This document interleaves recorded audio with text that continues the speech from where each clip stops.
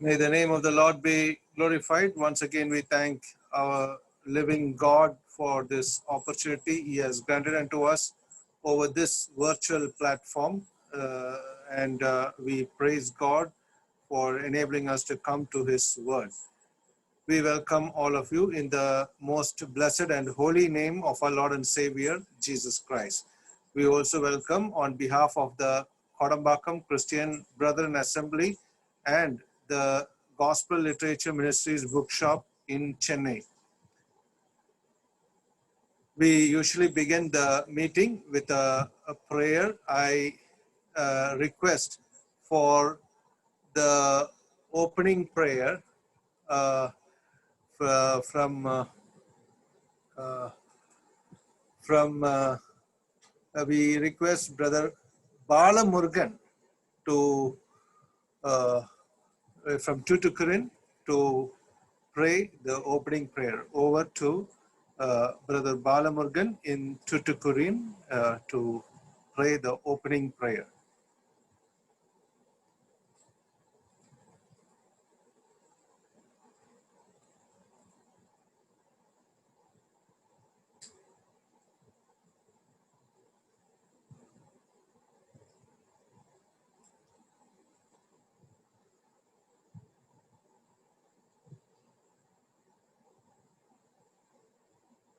I request Brother Billy Chaco, uncle, to open with a word of prayer. Billy Chaco, uncle, to open with a word of prayer. In Malayalam, okay? Yeah, Malayalam is okay. Please, uncle.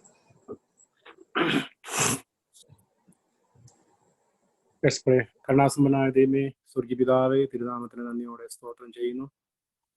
ഈ സന്ധ്യാസമയത്ത് കർത്താവേ, ഏളായ ഞങ്ങൾക്ക് ഒരുമിച്ച് കർത്താവേ ഈ zoom meeting കൂടി തിരുമുഖത്തേക്ക് നോക്കുവാൻ കർത്താവെ അല്പസമയം അവിടുത്തെ വചനത്തിന് മുൻപാകെ ആയിരിക്കാൻ കർത്താവ് ഞങ്ങളെ സഹായിച്ചതിനായിട്ട് ഞങ്ങൾ അങ്ങേ സ്തുതിക്കുന്നു. കഴിഞ്ഞ കാലം അനർത്ഥങ്ങളും ആപത്തുകളും രോഗമൊക്കെ നിറഞ്ഞ ലോകത്തിൽ കർത്താവെ അവിടെ ഞങ്ങളെ അവിടുത്തെ ചെറുകീഴ് ഭദ്രമായിട്ട് കാത്തു പരിപാലിച്ചു. എല്ലാ ആത്മീയ ഭൗമികമായിട്ടുള്ള എല്ലാ നന്മകളും നൽകി അവിടെ ഞങ്ങളെ ഓരോ നാളും വഴി നടത്തുന്നതിനായിട്ട് ഞാൻ അങ്ങേ സ്തുതിക്കുന്നു. കർത്താവെ ഈ പ്രത്യേക സാഹചര്യത്തിൽ കർത്താവെ ഞങ്ങൾ തിരുമുഖത്തേക്ക് നോക്കുന്നു. ഞങ്ങൾക്ക് ഒരു നാൾ ജീവിക്കാൻ ആവശ്യമായ മന്ന ദാസന്മാരിൽ കൂടി അവിടെ ഞങ്ങൾക്ക് നൽകിക്കൊണ്ടിരിക്കുന്നതിനായിട്ട് സ്തോത്രം ചെയ്യുന്നു. കർത്താവെ ഇന്ന് വചനം സംസാരിക്കുന്ന ദാസനെയും കർത്താവെ കേൾവിക്കാരായ ഞങ്ങൾ ഓരോരുത്തരെയും അവിടെ അനുഗ്രഹിക്കണമേ. കർത്തദാസനെ അവിടുത്തെ ആത്മാവിനെ നിറവിനാൽ നിറച്ച് കർത്താവ് ഞങ്ങൾക്ക് ആവശ്യമായ വചനം അവിടുത്തെ വചനം കൂടി കർത്താവ് നൽകണമെന്ന് പ്രാർത്ഥിക്കുന്നു. അവിടുത്തെ വചനം ഞങ്ങളുടെ കാലിന് ദീപവും ഞങ്ങളുടെ കർത്താവിക്ക് പ്രകാശമാകിയാൽ കർത്താവെ ഞങ്ങൾക്ക് നടക്കേണ്ടുന്ന വഴി അത് കാണിച്ചു തരുന്നതാകിയാൽ ഞങ്ങൾ അങ്ങനെ സ്തുതിക്കുന്നു. ആ വചനപ്രകാരം കേൾക്കുന്ന വചനം കർത്താവെ അത് കേട്ട് അതനുസരിച്ച് ജീവിപ്പാൻ കർത്താവിന്റെ ക്രിസ്തീയ ജീവിതം കൂടുതൽ പുഷ്ടിപ്പെടുവാൻ കർത്താവ് സഹായിക്കണമെന്ന് പ്രാർത്ഥിക്കുന്നു. ഇതിന്റെ പിന്നിൽ പ്രവർത്തിക്കുന്ന എല്ലാ ദൈവമക്കളെ ധാരാളം അനുഗ്രഹിക്കണമേ. ട്രാൻസ്ലേറ്റ് ചെയ്യുന്ന സഹോദരനെ ഒന്ന് സഹായിക്കണമേ. എല്ലാ നന്മകൾക്കായിട്ട് സ്തോത്രം കൂടുതൽ അനുഗ്രഹിക്കപ്പെട്ടവരായിട്ട് കർത്താവെ ഞങ്ങൾ ആയിരിക്കാൻ കർത്താവ് സഹായിക്കണേ. വരവനായിട്ട് ഞങ്ങളെ ഒരുക്കുന്ന ക്രിസ്തുയേശു പോലെ അപേക്ഷിക്കുന്നു. കേൾക്കണമേ സ്വർഗീയ പിതാവേ. ആമേൻ. Thank you, Billy Chaco, uncle, from Bangalore. We praise God for the prayer. May God be with you and your family. And now we are going to the next session. That is the singing session. Today we have with us the younger brother of Jaya Singh, brother Jabbar Singh from Kadalur, and he's been part and parcel of this ministry in singing. We praise God for his presence and for him having accepted our invitation over to Kadalur and to Brother Jabbar Singh. Thank you, brother. Can you get me? Yes, brother. I can very well hear you. Thank you, brother, for the wonderful opportunity. மீண்டுமாக உங்களோடு இணைந்து தேவனுடைய நாமத்தை உயர்த்துவதற்கு தேவன் கொடுத்த கிருபைக்காக நான் தேவனுக்கு நன்றி செலுத்துகிறேன். இந்த நாளை நான் கொஞ்சம் சிறப்பாக கருதுகிறேன். ஏனென்றால் என்னுடைய உடன் பிறந்த மூத்த அண்ணன் இங்கு செய்தியாளராக இதே இணையதளத்தில் இணைந்திருக்கிறார். நாங்கள் சிறு வயதிலிருந்தே இசையின் மூலமாக வளர்க்கப்பட்டவர்கள். எங்களை இசையின் மூலமாக அடையாளப்படுத்துவதிலே அவருடைய பங்கு பெரியதாக இருந்தது. குற்றால முகாம்களிலே கிட்டத்தட்ட 30 ஆண்டுகளுக்கு மேலாக பாடல் பொறுப்புகளை வழிநடத்தினவர். தென்பாகத்திலே பல சபைகளிலே ஆண்டவருடைய நாமத்தை உயர்த்தி வருவதற்கு தேவன் கிருபை கொடுத்து வருகிறார். இந்த நாளிலே நாங்கள் இணைந்து இந்த இடத்திலே ஜூம் பிளாட்ஃபார்ம் மூலமாக இணைவதற்கு தேவன் கொடுத்த கிருபைக்காக நான் தேவனுக்கு நன்றி செலுத்துகிறேன். இந்த நாளிலே நாம் ஏற்கனவே நாம் பாடுகிறது போல 2 பாடல்களை பாட இருக்கின்றோம். 554வது பாடல், கிறிஸ்துவுக்குள் வாழும் எனக்கு எப்போதும் வெற்றி உண்டு. கிறிஸ்தவ வாழ்க்கை என்பது ஒரு வெற்றி வாழ்க்கை என்று சொல்லி நாம் பார்க்கிறோம். விக்டோரியஸ் லைஃப், அப்படிப்பட்ட ஒரு வெற்றியினுடைய வாழ்க்கை ஆண்டவர் நமக்கு தருகிறார். ஆண்டவர் நமக்கு எப்படி எந்தெந்த வழிகளிலே நம்மை முன்னெடுத்து செல்கிறார் என்பதை பாடுகின்ற ஒரு பாடல். கிறிஸ்துவுக்குள் வாழும் எனக்கு எப்போதும் வெற்றி உண்டு. Check check.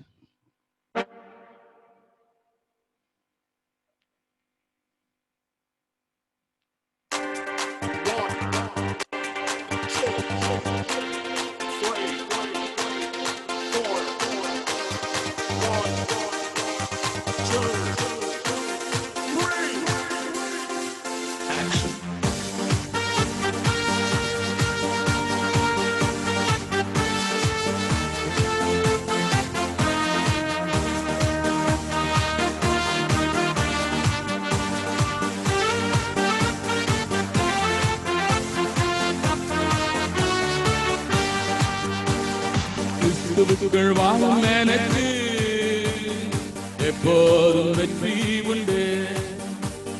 கிறிஸ்துவுக்குள் வாழும் எனக்கு எப்போதும் வெற்றி உண்டு. வெற்றி உண்டு, வெற்றி உண்டு, வெற்றி உண்டு.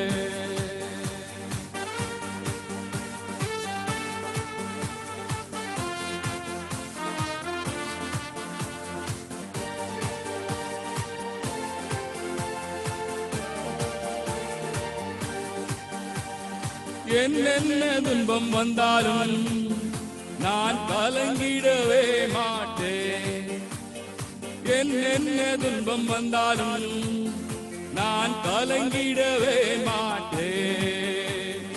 யார் என்ன சொன்னாலும், யார் என்ன சொன்னாலும் நான் சோர்ந்து போக மாட்டேன். நான் சோர்ந்து போக மாட்டேன். கிறிஸ்துவுக்குள் வாழும் எனக்கு எப்போதும் வெற்றி உண்டு.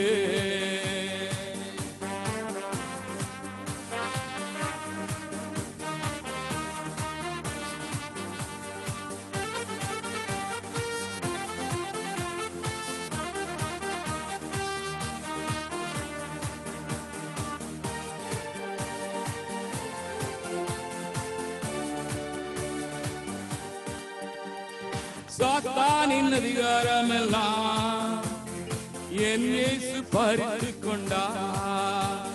சாத்தானின் அதிகாரமெல்லாம் என் இயேசு பறித்துக் கொண்டார். சிலுவையில் அறைந்து விட்டார், சிலுவையில் அறைந்து விட்டார். காலாலே மிதித்து விட்டார், அவர் காலாலே மிதித்து வாழும் எனக்கு எப்போதும் வெற்றி உண்டு.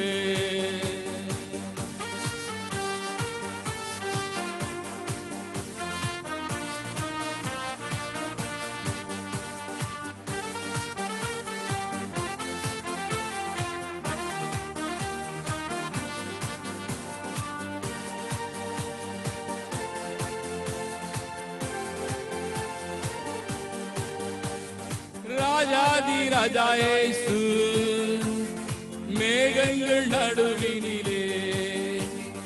ராஜாதி ராஜா இயேசு மேகங்கள் நடுவினிலே.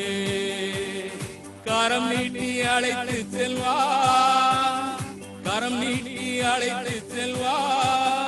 அந்த நாளை நான் வாஞ்சிக்கிறேன், அந்த நாளை நான் வாஞ்சிக்கிறேன். கிறிஸ்துவுக்குள் வாழும் எனக்கு எப்போதும் வெற்றி உண்டு. கிறிஸ்துவுக்குள் வாழும் எனக்கு எப்போதும் வெற்றி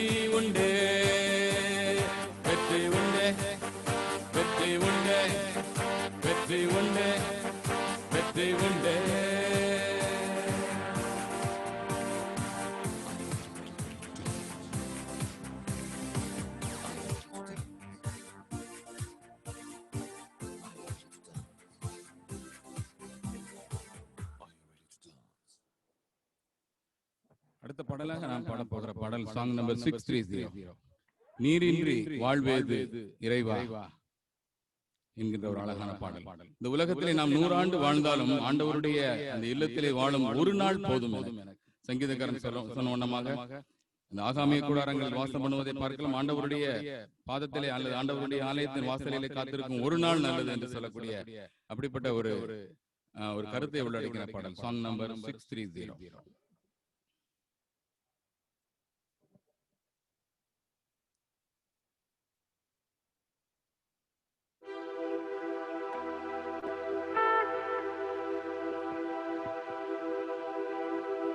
நீரின்றி வாழ்வேது இறைவா இறைவான இறைவேது தேவா.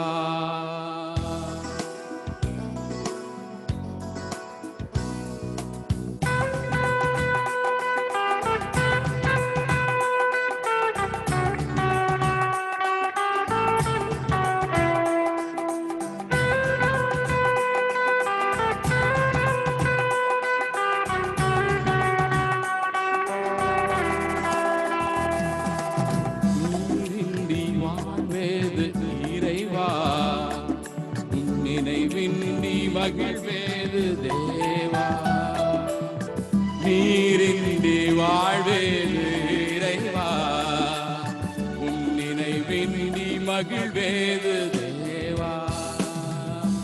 உலகத்தில் 100 ஆண்டு நான் வாழ்ந்த போதும், உலகத்தில் 100 ஆண்டு நான் வாழ்ந்த போதும் இல்லத்தில் வாழும் ஒரு நாளே போதும், இல்லத்தில் வாழும் ஒரு நாளே போதும்.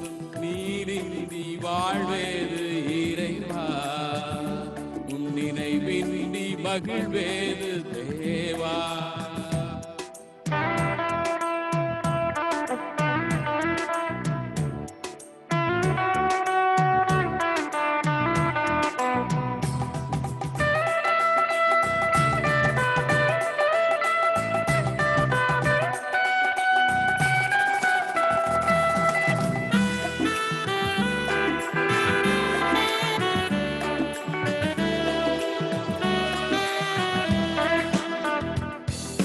பல கோடி வார்த்தைகள் நான் கேட்ட போதும் இயேசுவே நீ போதும், ஒரு வார்த்தை போதும்.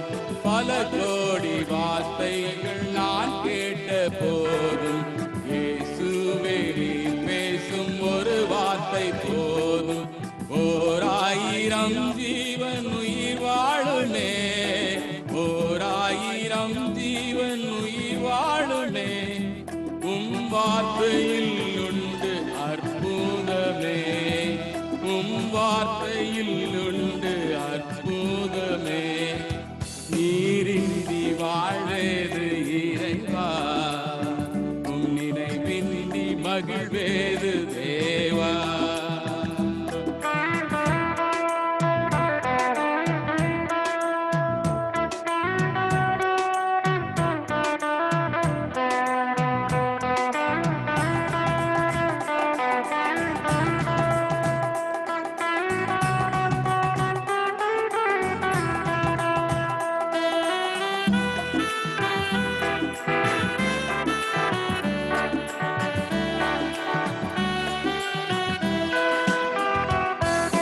கல்லுக்குள் தேரையை வைத்தவனே, அதற்குள்ளும் ஜீவனை தந்தவனே. கல்லுக்குள் தேரையை வைத்தவனே, அதற்குள்ளும் ஜீவனை வைத்தவனே. உமையன்றி அணுவேதும் அசையாதையா, உமையன்றி அணுவேதும் அசையாதையா. உன் துணையின்றி உயிர் வாழ முடியாதையா, உன் துணையின்றி உயிர் வாழ முடியாதையா. நீரின்றி வாழ்வேது இறைவா உன் நினைவின்றி மகிழ்வேது தேவா.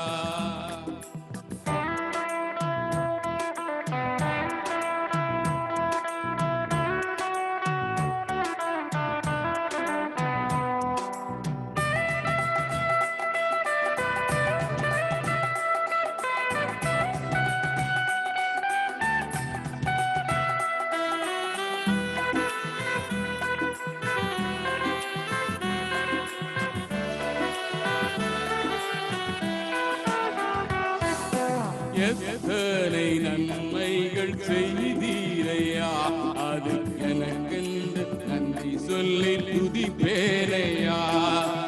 எத்தனை நன்மைகள் செய்தீரையா, அதில் எதற்கென்று நன்றி சொல்லி துதிப்பேனையா. அத்தனையும் சொல்ல வேண்டும் என்றார், அத்தனையும் சொல்ல வேண்டும் என்றார். 1000 ஆண்டுகள் போதாதையா, 1000 ஆண்டுகள் போதாதையா. நீரின்றி வாழ்வேது இறைவா, நினைவின்றி மகிழ்வேது தேவா. நீரின்றி வாழ்வேது இறைவா, உன் நினைவின்றி மகிழ்வேது தேவா. உலகத்தில் 100 ஆண்டு நான் வாழ்ந்த போதும், உலகத்தில் 100 ஆண்டு நான் வாழ்ந்த போதும், உம் இல்லத்தில் வாழும் ஒரு நாளே போதும், உம் இல்லத்தில் வாழும் ஒரு நாளே போதும். நீரின்றி வாழ்வேறு இறைவா, உன் நினைவின்றி மகிழ்வேறு தேவா.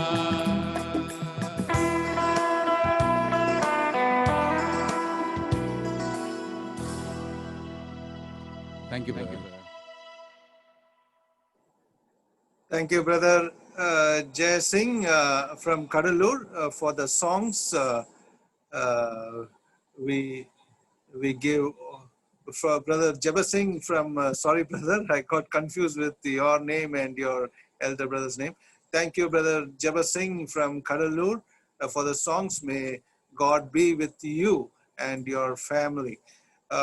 We thank you for always being ready to accept our invitation and come to this and perform. And we know that God has enabled you to be talented in the song ministries. May God bless you abundantly.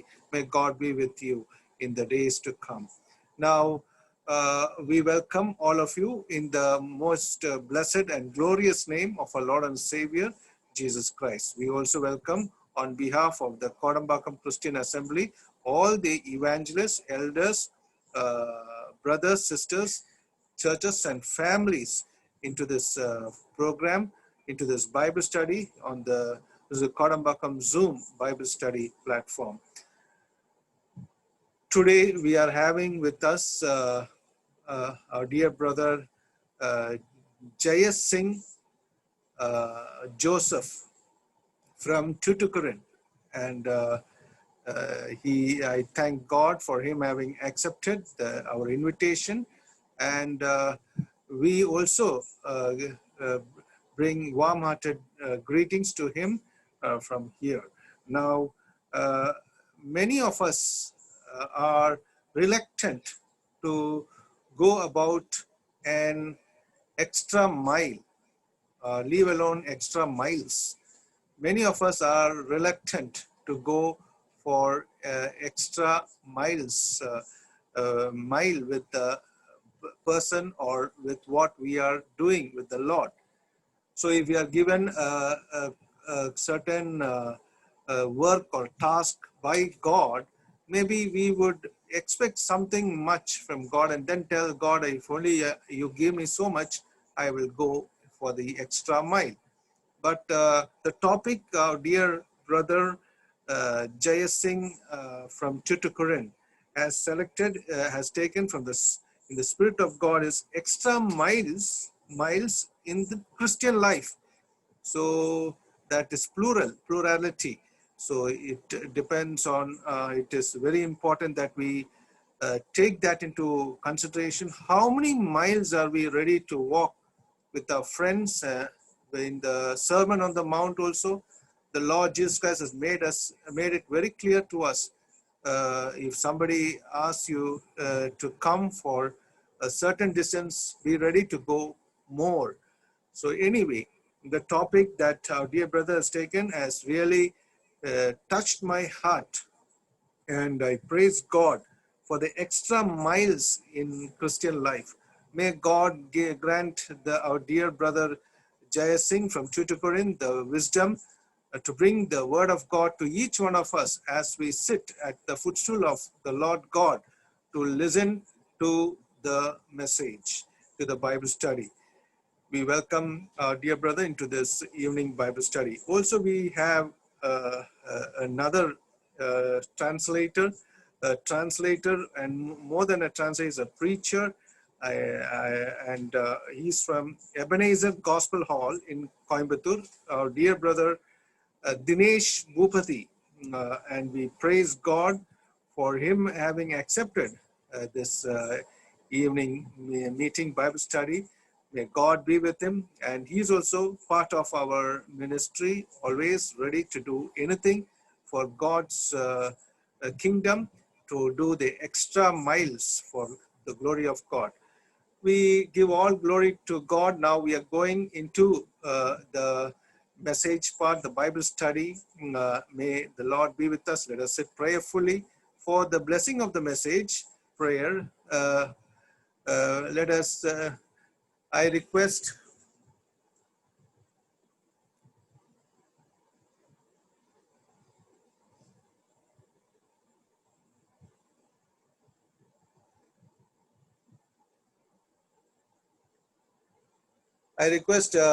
Brother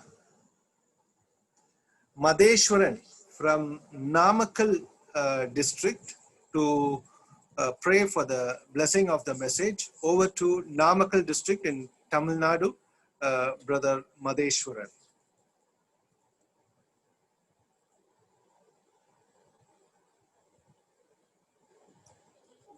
Praise the Lord, brother. Praise the Lord, brother. நாம் ஜெபிக்கலாம். கிருபையால் எங்களை நேசிக்கும் அன்பின் பரலோக தெய்வமே ஸ்தோத்திரிக்கிறோம். மாறாத மகத்துவமுள்ள தேவனாகிய கர்த்தாவே, உம்முடைய மகாபிரதான கிருபைக்காகவும் இரக்கத்திற்காகவும் ஸ்தோத்திரிக்கிறோம். அப்பா, இதோ கர்த்தாவே, உம்முடைய பிள்ளைகளாய் தகப்பனே கர்த்தாவே, இதோ உம்முடைய கிருபையின் சமூகத்திலே கர்த்தராகிய இயேசு கிறிஸ்துவின் நாமத்தின் நிமித்தம் அப்பா நாங்கள் வந்து கர்த்தாவே புகலிடம் அடையத்தக்கதாக அவரையே நீர் எங்களுக்கு தந்தருளின மகாபிரதான தயவுக்காக ஸ்தோத்திரிக்கிறோம். தகப்பனே கர்த்தாவே, இதோ அவர் மூலமாக நாங்கள் பெற்று ஆனந்திக்கக்கூடிய சகலவிதமான ஆசீர்வாதங்களுக்காகவும் ஸ்தோத்திரிக்கிறோம். தகப்பனே கர்த்தாவே, ஆம் ராஜா, இப்பொழுதுமாக இருக்கக்கூடிய இந்த கடுமையான நாட்களை கர்த்தாவே நாங்கள் கடந்து செல்லும்படிக்கு தேவரீருடைய வார்த்தை தகப்பனே கர்த்தாவே எங்களை பலப்படுத்துகிறதற்காக ஸ்தோத்திரிக்கிறோம். விசேஷமாக தெய்வமே, இதோ இந்த ஜூம் மீட்டிங் மூலமாக கர்த்தர் தாமே அபரிமிதமான ஆசீர்வாதங்களை ஒவ்வொரு தேவ பிள்ளைக்கும் தகப்பனே கர்த்தாவே கோடம்பாக்கம் சபையார் மூலமாக தகப்பனே கர்த்தாவே விசேஷமாக சந்தோஷ் ஜான்சன் அவர்கள் கர்த்தாவே குடும்பத்தின் மூலமாகவும் தகப்பனே கர்த்தாவே நீர் எங்களுக்கு அப்பா பொழிந்தருளி இருக்கிறதற்காக ஸ்தோத்திரிக்கிறோம். தகப்பனே கர்த்தாவே, ஆம் ராஜா, இது உம்முடைய வார்த்தைகள் அதை எங்களை பலப்படுத்தி சீர்படுத்தி சிறப்படுத்தி எல்லாவற்றுக்கும் மேலாக அது எங்களுடைய இருதயத்துக்கு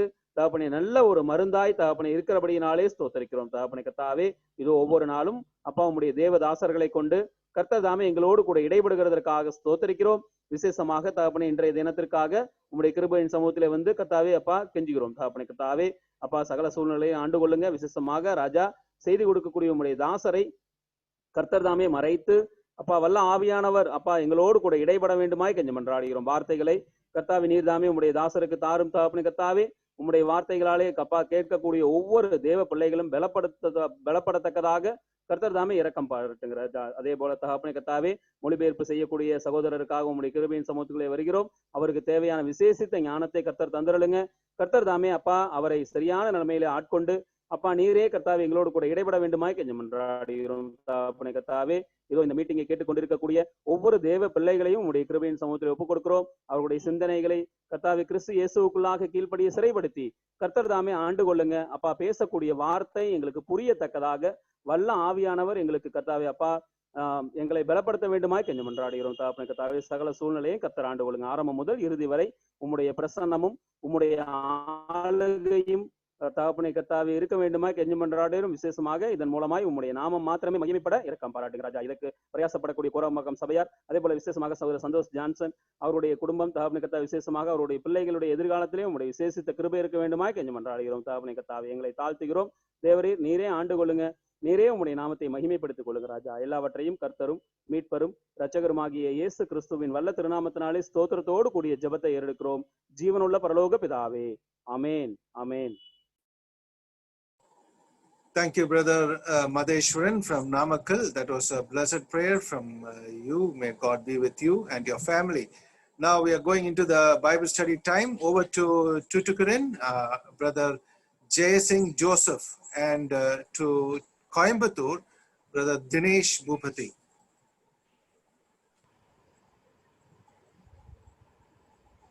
Okay, brother, you hear me? Yes, brother, we can hear you. Thank you. ஆண்டவருடைய மேலான நாமம் இன்றும் இன்றும் மகிமைப்படுவதாக. May the most high name of our Lord and Savior Jesus Christ be glorified here and forever. Kodambakkam சகோதர சபை ஜிஎல்எம் புக் ஷாப் மினிஸ்ட்ரிஸ் மூலமாக நடைபெறுகிறதான இந்த ஜூம் பிளாட்ஃபார்ம்லே நானும் பேசுவதற்கு அழைக்கப்பட்டபடியால் அதை மிகுந்த பாக்கியமாக நான் கருதி கர்த்தருக்கு நான் ஸ்தோத்திரம் செலுத்துகிறேன். I thank and praise God for the privilege that is given to me to be a part of this GLM ministries as well as Kodambakam Christian Assembly and minister from the Word of God. அநேக தேவனுடைய பிள்ளைகள் மத்தியிலே இப்பொழுது கர்த்தருடைய சத்தத்துக்காக நாம் கூடியிருக்கிறோம். We have gathered now to hear the Word of God amidst many of the believers. அதிலே மிக முக்கியமாக நான் மிகவும் அதிகமாக நேசிக்கிற மூத்த சகோதரன் சைமன் அங்கிள் நம் மத்தியில் இருக்கிறார் என்று சொல்லி மிகவும் நான் சந்தோஷப்படுகிறேன். And most of all, I am also very much happy that the elder brother Simon is also with me attending this meeting, whom I dearly love. அது மாத்திரமல்ல, ஜான்சன் பிரதருடைய இன்ட்ரோடக்ஷன், என்னுடைய மெசேஜ்க்கு ஆன இன்ட்ரோடக்ஷன் ரொம்ப அருமையாக இருந்தது. அதற்கு நான் கர்த்தருக்கு ஸ்தோத்திரம் செலுத்துகிறேன். And I also thank God for the introduction which was given by Brother Johnson concerning the message that I am going to deliver today. இந்த நாளிலே நான் உங்கள் மத்தியிலே பேச வேண்டும் என்று தீர்மானித்த வசனம் extra miles in Christian life. The topic and the theme that I would like to deal with you this evening is the extra miles in the Christian life. கிறிஸ்தவ வாழ்வில் சற்று மிகைப்படியான பண்புகள், கிறிஸ்டியன் வெர்ச்சுஸ் என்று சொல்லலாம், சற்று மிகைப்படுத்தப்பட்ட பண்புகளை குறித்து நாம் கொஞ்ச நேரம் நாம் தியானிக்கலாம். We are going to deal with some of the Christian virtues this evening. வேதம் சொல்லுகிறது அறிவு இருமாப்பை உண்டாக்கும், அன்பு பக்தி விருத்தியை உண்டாக்கும். The Bible tells that the knowledge puffs up, but the love constrains us. ஆனால் கர்த்தராகிய இயேசு கிறிஸ்துவை குறித்த அறிவும் அவர் மேல் அவருடைய வார்த்தையின் மேல் உள்ள அன்பும் நமக்கு பக்தி விருத்தியை உண்டாக்கும் என்பதிலே எந்த சந்தேகமும் இல்லை. But there is no doubt that the love for God and His Word will always lead us to the godliness. This extra miles என்ற இந்த தீம் இது என்னுடைய தீம் அல்ல, ஆனால் this message is for you and for me. The theme called extra miles is not my theme, but the whole message is for you and for me as well. E.M. Bounds என்கிற தேவனுடைய மனிதன் சொல்லுகிறார், men are God's methods. மனிதர்கள் தேவனுடைய முறைமைகள் என்று. The man of God, E.M. Bounds, have told that the men are the methods of God. அது மாத்திரமல்ல, தேவன் மனிதர்களை சார்ந்திருப்பவரும் அல்ல. And not only that, God is not dependent on any human being. ஆகவே தேவன் மனிதர்களுடைய முறைமைகளை விரும்புகிறார். So God really loves the methods of human beings. நம்முடைய சபை நல்ல முறைமைகளை வடிவமைக்கிறது.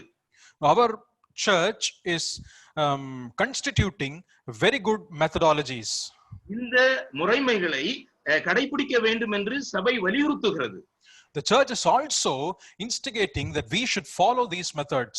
ஆனால் தேவன் மனிதர்களை தேடுகிறார், ஏனென்றால் மனிதர்கள் தேவனுடைய முறைமைகள். But God is seeking men because men are the methods of God. வேத புத்தகத்தில் இருந்து நாம் சில கேரக்டர்ஸை வெளியே எடுத்து விடுவோமானால் கண்டிப்பாக வேத புத்தகம் முழுமை பெறாது. If at all we remove some of the characters from the scriptures, then the Bible is not complete. ஆகவே தேவன் மனிதர்களை எதிர்பார்க்கிறார். So God is expecting human beings. மத்தேயு 21:3 வாசிக்கிறோம், அந்த கழுதையை அவிதமாக அவிழ்த்து கொண்டு வரக்கூடியதான மனிதர்களிடம் ஆண்டவர் சொல்கிறார், அந்த அவைகள் ஆண்டவருக்கு வேண்டும் என்று. In Matthew's Gospel, chapter 21 and verse 3, we read about the ass which will be untied and will be brought, and he replies to them that if any man asks, the Lord needs that ass. That's the reply that he gives. தேவன் அதிகம் நமக்கு தருகிறார், அதிகம் எதிர்பார்க்கிறார். God gives us so much and he also expects from us so much. ஏனென்றால் மனிதர்களும் நம்மிடம் அதிகம் எதிர்பார்க்கிறார்கள். Because men also expect so much from us. நாம் சாதாரண மனிதர்கள் அல்ல, நாம் உயர்ந்தவர்கள் என்பதை நாம் மறந்து போகக்கூடாது. We are not ordinary men, but we should never forget that we are little higher. Doctor Neil Anderson என்ன சொல்லுகிறார் என்றால், நாம் நம்மை தேவனுக்குள் யார் என்பதை அறிந்து கொண்டோமானால் நாம் அநேக பிரச்சனைகளிலிருந்து விடுபடுவோம் என்று. Dr. Neil Anderson says that if at all we understand who we are in God, then we can be away from many of the problems that we face today. அநேக வேளைகளிலே ஆண்டவர் நம்மிடம் வந்து பார்க்கும் பொழுது அவர் ஏமாற்றம் அடையக்கூடியவராக இருக்கிறார்.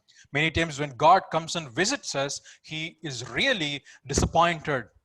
தேவனுடைய உண்மையான ஆலயம் என்பது அவர் தம்முடைய வாசஸ்தலத்தையே நமக்குள் அமைக்கிற நாம் ஒவ்வொருவரும் என்பதை நாம் மறந்து போகக்கூடாது. We should never forget that all of us, each individuals are the dwelling place and the habitation of God, which is called the temple. ஆனால் அநேகம் தரம் நம்முடைய வாழ்க்கையினுடைய அநேக அறைகள் ஆண்டவருக்கு ஒதுக்கப்படுவதில்லை. But many a times, many of our rooms in our life are never been allocated for God. எருசலேம் தேவாலயத்தில் ஜனங்கள் தேவாலயத்தை கள்ளர் குகையாக்கினது போல அநேக விதங்களில் நாம் நம்முடைய வாழ்க்கையிலே அநேக தேவனுக்கு பிரியமில்லாத காரியங்களை செய்ய நாம் முற்படுகிறோம்.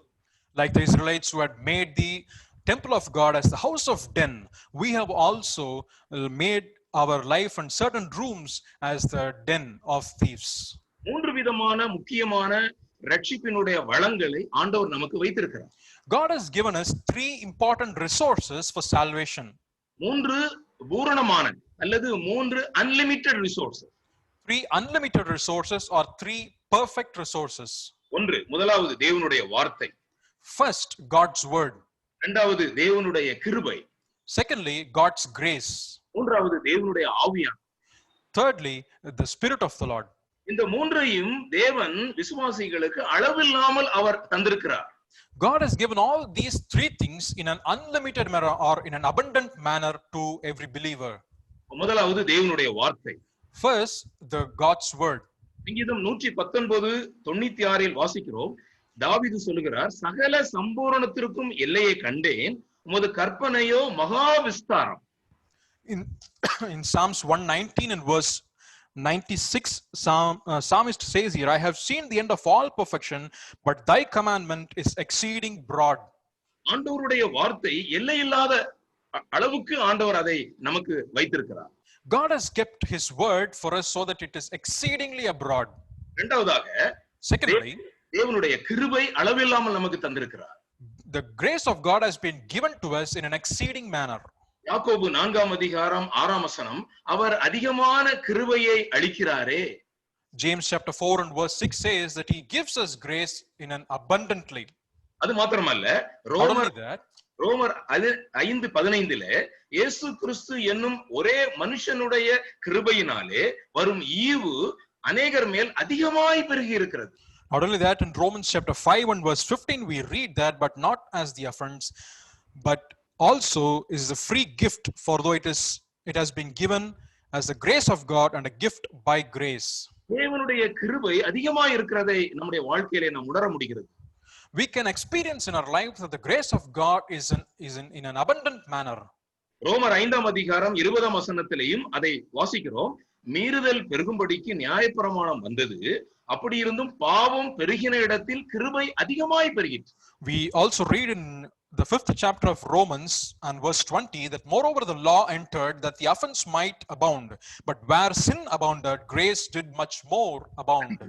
அதிகமான கிருபையை ஆண்டவர் நமக்கு வைத்திருக்கிறார். God has kept us an abundant or grace that is much more. மூன்றாவதாக, தேவனுடைய ஆவியானவரை அளவில்லாமல் நமக்கு தந்திருக்கிறார். Thirdly, God has given us a spirit of God in an abundant manner. தீத்து 3:7 In Titus chapter 3 and verse 7, அவர் தமது இரட்சகராகிய இயேசு கிறிஸ்து மூலமாய் அந்த பரிசுத்த ஆவியை நம்மேல் சம்பூரணமாய் பொழிந்தருளினார். But I think in English it is 3:6 I think so. 3 sorry, Titus. He has given us the Spirit of God abundantly. Titus chapter 3 and verse 6. 6. ஆகவே தேவன் நமக்கு எல்லாவற்றையும் ரட்சிப்பினுடைய வளங்கள் எல்லாவற்றையும் அதிகமாய் நமக்கு தந்திருக்கிறார். So God has given us all the resources concerning salvation abundantly. ஒரு தேவனுடைய மனுஷன் ஆண்டவருடைய வளங்களை குறித்து சொல்லும் பொழுது ஒரு பெரிய ராட்டினம் சுற்றி கொண்டே இருக்கிறது. ஒரு பெரிய ராட்டினம். A man of God, when he was explaining about this resources concerning the salvation, he was telling like there is an giant wheel. இந்த giant wheelலே சுற்றிலுமாக ஆண்டவருடைய வளங்கள் சுற்றி கொண்டே இருக்கிறது. In the giant wheel, all the resources of God are kept and has been rotating. ஆனால் அதனுடைய அச்சு God's righteousness, தேவனுடைய நீதி. But the imprint that is found on that is the righteousness of God. அந்த அச்சு தேவனுடைய நீதி. The imprint is the righteousness of God. ஆகவே தேவனுடைய நீதியின் அடிப்படையில் எல்லா விதமான வளங்களையும் ஆண்டவர் அதிகமாகவே விசுவாசிகளுக்கு தந்திருக்கிறார். So based on the righteousness of God, God has given us the resources for salvation abundantly to all the believers.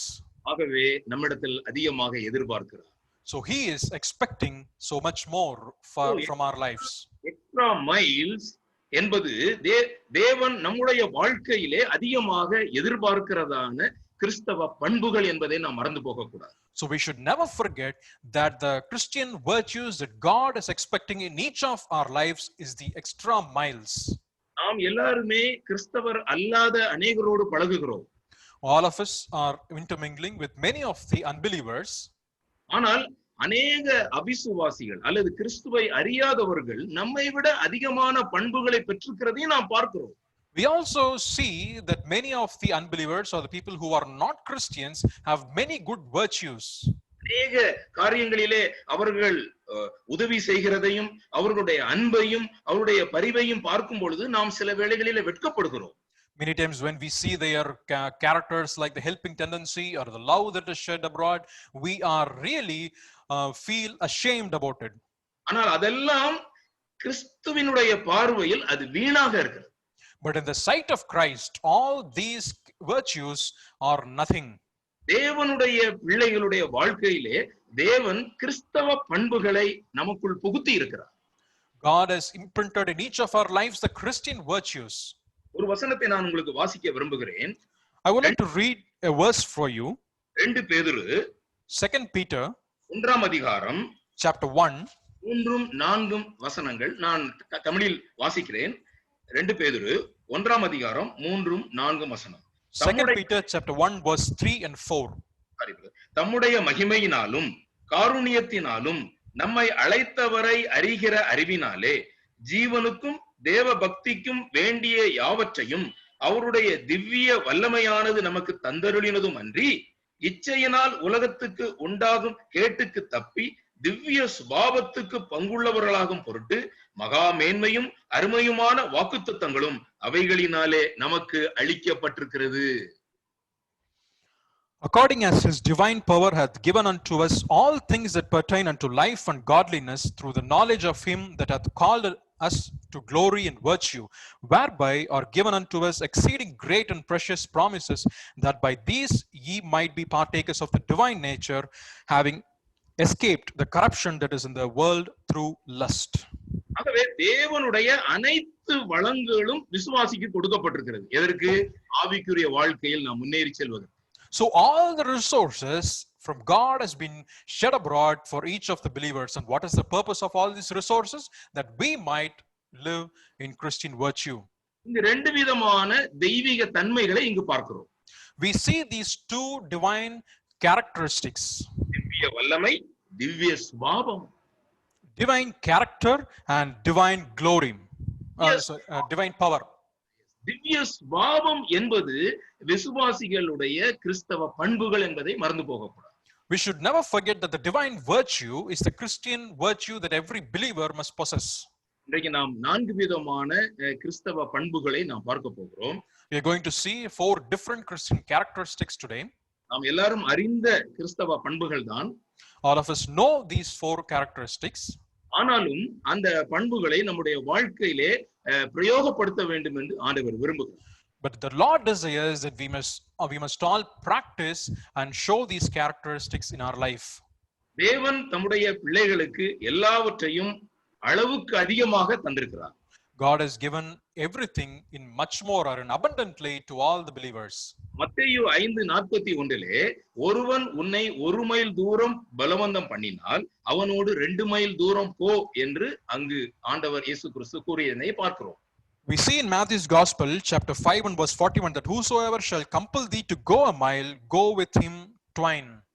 இந்த மலை பிரசங்கம் செய்ததான இந்த மலை என்பது வடக்கு இஸ்ரவேலிலே உள்ள கொராசிம் என்கிறதான ஒரு மேடு, கலிலேயா கடலினுடைய நார்த் வெஸ்ட் பகுதியில் இருக்கிறதான ஒரு சின்ன ஒரு மலை. The place where the sermon on the mount had taken place is a small hill or a small hillock that is in the northwest part of the Galilee. இயேசு கிறிஸ்து பழைய ஏற்பாட்டின் காலத்தில் தான் அந்த இடங்களில் ஜீவித்ததை நாம் எல்லாரும் அறிந்திருக்கிறோம்.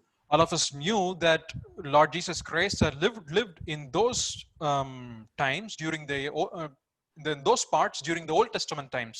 அங்கு அப்பொழுது கண்ணுக்கு கண், பல்லுக்கு பல் என்கிறதான அநேக நியாயப்பிரமாணங்கள் எல்லாருடைய மனதிலும் பரவி இருந்ததை நாம் பார்க்கிறோம். We also know that in those days people also had a thought about eye for an eye and a tooth for a tooth. இப்படி விதமான அநேக கண்ணுக்கு கண், பல்லுக்கு பல் என்கிறதான இந்த நியாயப்பிரமாண காலத்திலே ஆண்டவர் கூறுகிறார், உன்னை ஒருவன் 1 மைல் தூரம் அவன் பலவந்தம் பண்ணினால் நீ 2 மைல் தூரம் போ என்று சொல்லுகிறார். So the Lord Jesus Christ tell to the people that if any man shall compel you to go for a mile, go with him for 2 miles in the days where there were commandments, where there were commandments that eye for an eye and a tooth for a tooth. பொதுவாக எபிரேயர்கள் அதிகமாக அவர்கள் வெகு தூரம் நடந்து போகிற பழக்கம் உள்ளவர்கள். Usually the Hebrews used to walk for many kilometers. இப்பொழுதும் நீங்கள் போய் பார்ப்பீர்களானால் ஒரு ஊரிலிருந்து இன்னொரு ஊருக்கு சில மைல் தூரம் இருந்தாலும் அவர்கள் பப்ளிக் டிரான்ஸ்போர்ட் உபயோகிக்காமல் அவர்கள் நடந்து போகிறதை நாம் பார்க்கிறோம். Even today when you just go and visit those places, the Hebrews used to walk miles together even though they had public transport. எருசலேம் பட்டணத்தில் இருந்து மிக அருகாமையிலே பெத்தானியா இருக்கிறது, பெத்பகே இருக்கிறது. இப்படிப்பட்ட ஊர்கள் எல்லாம் பக்கத்தில் இருக்கிறது. இவர்கள் எல்லாரும் நடந்து போகிற பழக்கம் உள்ளவர்களாக இருக்கிறார். The places like Bethany and Bethpage are very close to Israel, but the people had a practice that they used to walk and reach out to these places. ஆகவே தேவாலயத்திற்கு வரும் பொழுதும் அங்கிருந்து திரும்பும் பொழுதும் அவர்கள் நடந்துதான் அவர்கள் செல்வது வழக்கமாக இருக்கிறது. So there were a practice that these people, when they come to the temple of God and then they go back, they used to go by walk. ஆண்டவர் அவர்களோடு கூட பேசும் பொழுது மிக எளிமையான முறையிலே இந்த காரியங்களை அவர் சொல்லுகிறதை நாம் பார்ப்போம். So we see here that the Lord, when the Lord Jesus Christ speak to these people, he spoke to them in a simple manner. ஆகவே இந்த நாளிலே 4 விதமான இந்த கிறிஸ்தவ பண்புகளை, திவ்ய சுபாவத்தை குறித்து நாம் இப்பொழுது பார்க்கிறோம். So I would like to talk to you about the 4 divine attributes or characters in today's meeting. முதல் கிறிஸ்தவ பண்பு தயை. The first divine nature is the mercy. இந்த தயை என்பது இது தெய்வீகத்தோடு தொடர்புள்ள ஒரு சம்பவமாக இருக்கிறது அல்லது ஒரு பண்பாக இருக்கிறது. So mercy or the kindness is something, the virtue which is concerning or related to God himself. இந்த தயை என்பது இது தெய்வீகத்தோடு சம்பந்தப்பட்ட ஒரு வார்த்தை என்பது மாத்திரமல்ல, தெய்வம் மட்டுமே இதை பிரயோகிக்கக்கூடிய வார்த்தையாகவும் இருக்கிறது. The kindness is not only an attribute which is related to God, it is also an attribute or the character which is exhibited by God. நீதிமொழிகள் 19ஆம் அதிகாரம் 22ஆம் வசனத்தில் இந்த தயைக்கு உரியதான ஒரு ஸ்டேட்மெண்டை நாம் அங்கு பார்க்கிறோம். In Proverbs chapter 19 and verse 22, we read a statement concerning this kindness. நன்மை செய்ய மனுஷன் கொண்டிருக்கும் ஆசையே தயை. The desire of a man is his kindness. நன்மை செய்ய அவிதமாக ஒரு மனிதன் கொண்டிருக்கும் ஆசை தயை. The desire a man has is his kindness. இந்த நன்மை செய்கிறதான இந்த தயை என்பது வெறும் தயை மாத்திரமல்ல. நான் ஏன் இதை தெய்வீக சுபாவம் என்று சொன்னேன் என்றால், இந்த தயை மன்னிப்போடு இணைந்துள்ளது. The desire of a man to do good is kindness. And why do I mention that it is a kindness is that it is related to forgiveness. ஏனென்றால் நம் நம் நம் போல சத்துருக்களுக்கு அவர் மன்னிக்காமல் தயை செய்ய முடியாது. Because for the enemies like us, he cannot show the kindness without forgiving us. ஒரு எக்ஸ்ட்ரா மைல் என்பதை நான் அவிதமாக ஸ்டடி பண்ணுகிறேன். So I have studied that this is an extra mile. ஆதியாகமம் 24ஆம் அதிகாரம் 15ஆம் வசனத்திலே ரெபெக்காளை குறித்து வாசிக்கிறோம். We read about Rebecca in the book of Genesis chapter 24 and verse 15. Eleazar ஆபிரகாமுடைய மகனாகிய ஈசாக்குக்கு பெண் பார்க்கும்படியாக போகிறார். Eliezer, the servant of Abraham, is now going to seek a bride for Isaac. போகும்பொழுது அங்கு ரெபெக்காளை சந்திக்கிறார். When he goes there, he meets Rebecca. அப்போ அவர் கேட்கிறார், தண்ணீர் உன்னுடைய குடத்தில் இருக்கிற தண்ணீரில் கொஞ்சம் குடிக்க தர வேண்டும். So he asks to Rebecca to give some water from the pitcher.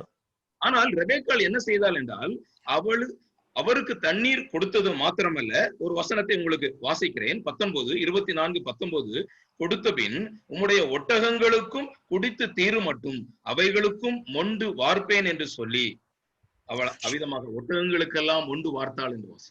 She had not only given the water to the servant Eliezer, but also to the camels. Like in chapter 24 and verse 19, we read here that, and when she had done giving him drink, she said, I will draw water for thy camels also until they have done drinking. அங்கு தனக்கு மட்டும் தண்ணீர் கேட்டால், ஆனால் அவனுடைய ஒட்டகங்களுக்கெல்லாம் தண்ணீர் கொடுத்து முற்றிலுமாக திருப்தி அடையக்கூடிய ஒரு நிலை ரெபெக்காளுக்கு இருந்ததை நாம் பார்க்கிறோம். Eliezer just asked water for himself, but in return, Rebecca had given water for him and as well as for his camels. லூக்கா எழுதின சுவிசேஷம் 10ஆம் அதிகாரம் 33 35 வசனங்கள் வாசிக்கும் பொழுது, when we read Luke's Gospel chapter 10 and verse 33, அங்கு நல்ல சமாரியனை குறித்து நாம் வாசிக்கிறோம். we read about the Good Samaritan. நல்ல சமாரியனை குறித்து வாசிக்கும் பொழுது அங்கு அந்த காயப்பட்ட மனிதனை அங்கு கட்டி அங்கு எண்ணெயும் திராட்சரசமும் வார்த்து அங்கு சத்திரத்தில் கொண்டு கொடுத்து அங்கு சொல்கிறார், நீ இவனை விசாரித்துக்கொள், அதிகமாய் ஏதாயிலும் செலவழித்தால் நான் தருவேன் என்று சொன்னார். He took the wounded man and he bound up his wound and poured oil in his wine and kept on his beast and brought him into an inn, and so that he can be taken care. And not only that, he had given some money to the innkeeper and tells him that if at all there is something more that happens, I will give when I return. தயை தேவனோடு சம்பந்தப்பட்டது. So kindness is related to God. தேவன் தன்னுடைய மன்னிப்பை அருளி தயை நமக்கு தருகிறதை நாம் பார்க்கிறோம். So kindness is being given to each of us after God forgives us.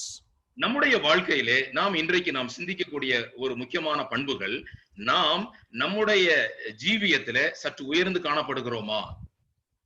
So what are we thinking today is that the virtue is that, are we on a little higher platform? நாம் கண்டிப்பாக அநேகருடைய வாழ்க்கையிலே அநேகரை மன்னிப்பதற்கு நாம் தயங்குகிறோம். But we are so much reluctant to forgive many people in our lives. மன்னிப்பு செய்தால்தான் நாம் மறுபடியும் அவர்களுக்கு தயை செய்ய முடியும்.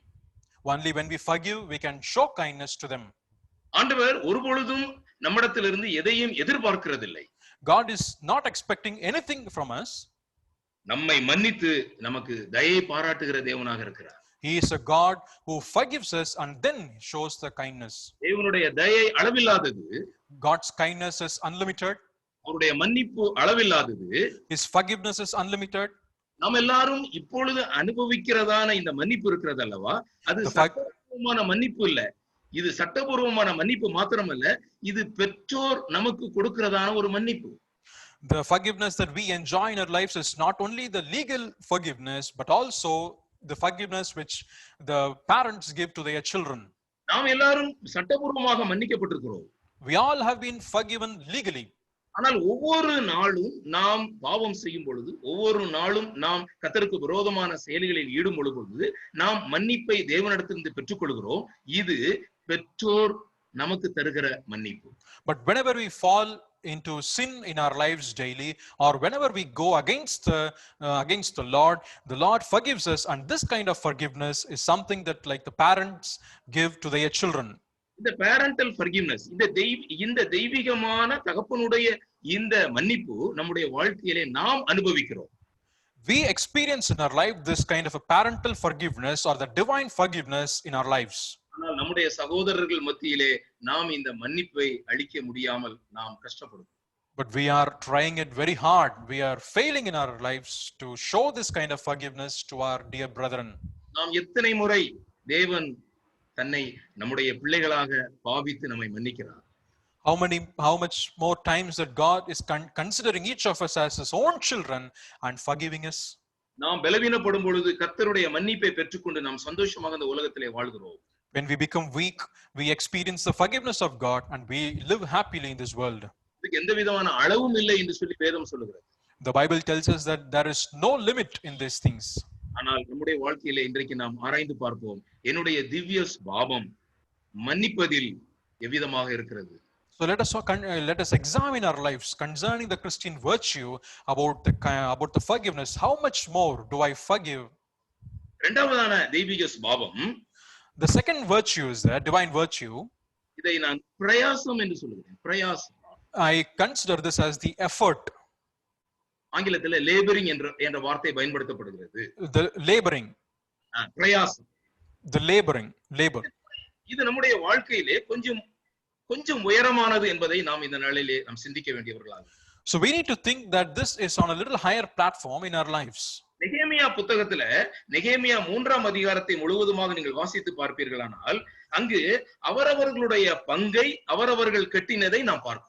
In the book of Nehemiah chapter 3, when you read the whole chapter, you can see that every person have built their own part. அவரவர்களுடைய பங்கை அவரவர்கள் கட்டுகிறார்கள். Every person have built their own part. ஆனால் 5 பேர் வேறொருவருடைய பங்கை பழுது பார்த்து கட்டுகிறார்கள்.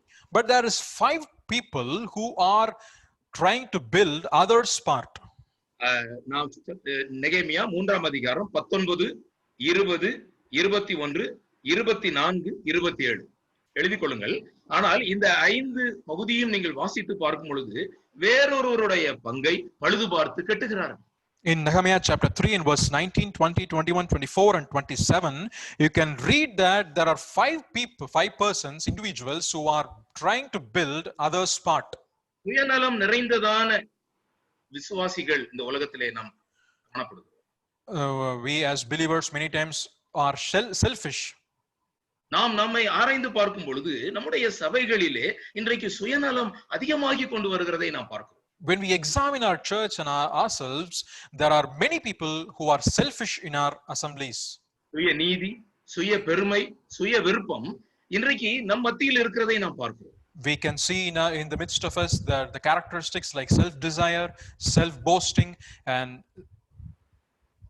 ஆகவே நாம் வேறொருவருடைய காரியத்திலே நாம் எவ்விதமாக இருக்கிறோம் என்பதை இந்த நாளிலே தெய்வீக சுபாவம் நமக்கு வெளிப்படுத்துகிறது. So the divine virtues or characteristics reveal to us on how we are concerned about others' part. வித்தியாசமான ஒரு தேவனுடைய சுபாவமாக இருக்கிறது.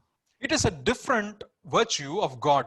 2 காரியம் உங்களுக்கு நான் ஞாபகப்படுத்த விரும்புகிறேன். I would like to remind you 2 important things. லூக்கா எழுதின சுவிசேஷம் 16ஆம் அதிகாரம் 12ஆம் வசனத்துல லூக்கா 16ஆம் அதிகாரம் 12ஆம் வசனம். Luke's Gospel chapter 16 and verse 12. வேறொருவனுடைய காரியத்தில் நீங்கள் உண்மை உள்ளவர்களாய் இராவிட்டால் உங்களுக்கு யாதொன்றை சொந்தமாக கொடுப்பவர் யார்? And if you have not been faithful in that which is another man's, who shall give you that which is your own? சுயநலம் நிறைந்த உலகத்துல நாம் வேறொருவருடைய காரியத்தில் நாம் எப்படி உண்மை உள்ளவர்களாக இருக்க முடியும்? How can we be truthful in another's property or other man's things when we live in the selfish world? வேறொருவருடைய ரட்சிப்பில், வேறொருடைய ஆவிக்குரிய வாழ்க்கையில், வேறொருவருடைய ஆவிக்குரிய முன்னேற்றத்தில் நீங்கள் உண்மை உள்ளவர்களாய் இருக்கிறீர்களா? Are you living a faithful life in another man's salvation, another man's Christian life, another man's Christian growth? மற்றவர்களுடைய காரியத்தில் நாம் உண்மை உள்ளவர்களாக இருக்க வேண்டும். We should be faithful and true in another man's things. மிக கடினமான ஒரு விஷயமாக இருக்கிறது. It is very a hard thing.